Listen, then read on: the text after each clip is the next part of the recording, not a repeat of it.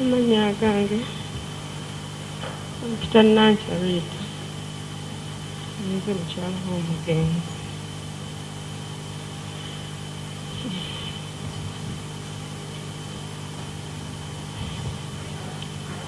Sookera ddala nsooka okwebaza maama okulera omwami wange n'omukuuma kubanga buli kimu kyabadde asooka ng'angamba. Maama ajja kunkubira oyinza okukera n'omugala wange wandisoose n'olyako okulya n'agaana edda nja kulya ewa maama angende.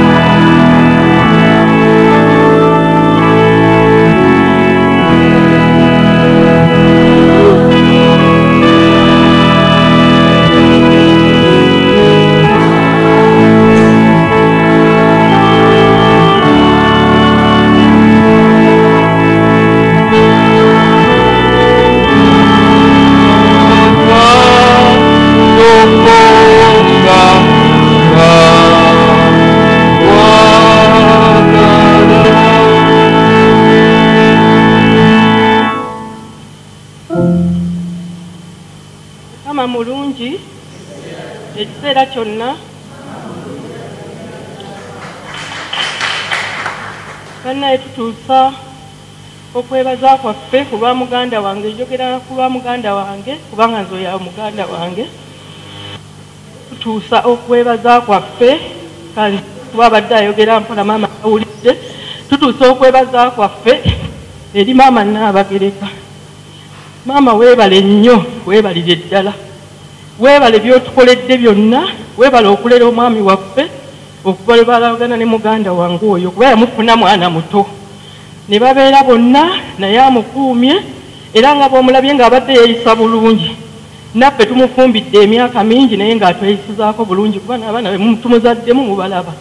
Tabadde muntu mubi, abadde muntu mulungi. Naye maama weebale nnyo, weebalire ddala byonna by'otukoledde kuba n'okuva lwe twafiirwa obaddewo nga masimu bagatukubira. Maama bagambye mulina kino, maama bagambye kino weekiri n'ebyasangibwa bikoleddwawo era bakwata ssente ne bazituwa. Twebaza nnyo maama, weebale nnyo, weebalire ddala. Twebaza na buli omu, sijja kwogera bingi. Buli alina kyakoze mwenna munaasonyiwa obbagatta awamu. Buli alina kyatukoledde mu kufa kw'omwami waffe. Bambi mwebale nnyo mwenna, mwebalire ddala. Twebaza n'aba UPDF munansonyiwa aba UPDF mwebale nnyo, mwebalire ddala kuba omwami waffe lwe yafa nammwe mubadde mujja nga tubalaba nga mujja mu bungi. Mwebale kumwagala, mwebale enkolagana yonna ebaddewo, naye tubasaba enkolagana eyo esigalewo ne ku baana baffe kubanga abaana abo ye yabalamira n'abagamba nti mbaagala musome nnyo baana bange, naye ebiganyenga muddukiranga mu kyaki ne mufukamira ne mutegeeza Mukama Katonda ajja kubatemera amakubo era ajja kubasaasira ebiganye byonna bitambule bulungi. Bannange mwebale nnyo, mwebalire ddala. Omwami waffe wadde takyawulira naye mmanyi ayinza okuba awulira. Yeebale nnyo, yeebalire ddala ebirungi byonna byatukoledde.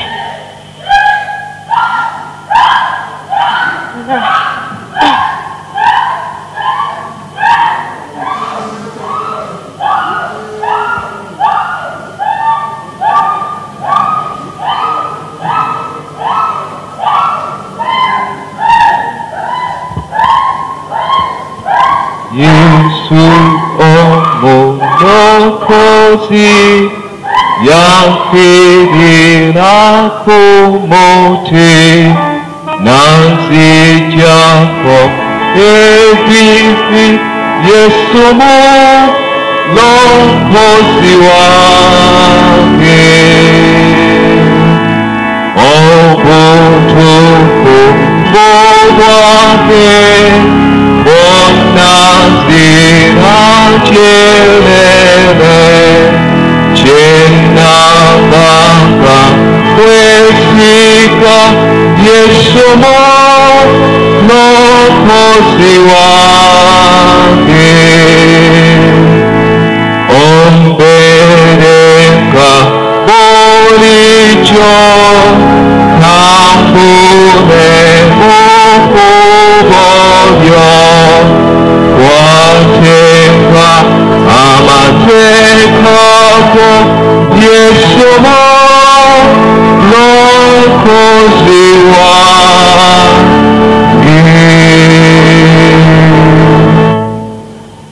Kansabe maama ono amalirize tugende ku kiddako.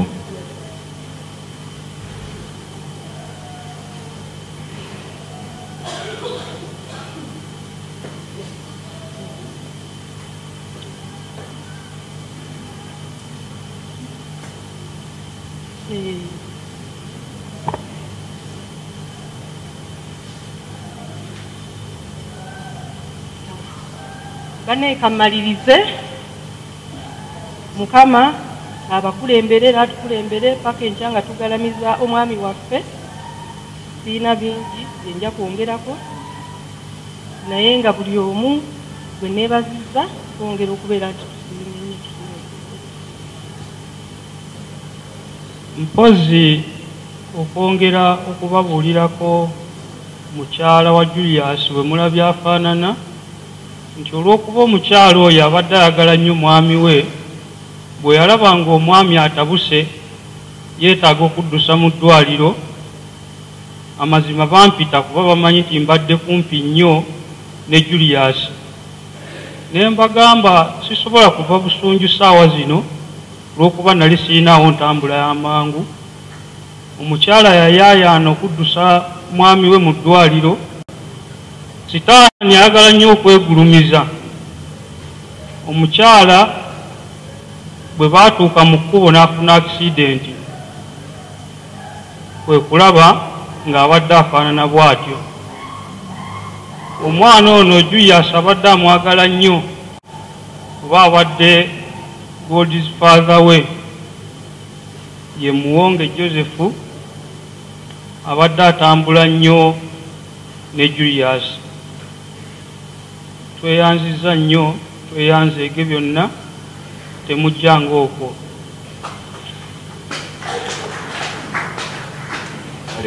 Tweyanzeege olw'obubaka obwo, era twongera okubateeka mu mikono gya Mukama ayongere okubagumya, okubawambaatira n'okwimira nammwe, kubanga Katonda mwesigwa, tatulekerera mu biro eby'essanyu ne mu biro ebyaki eby'ennaku.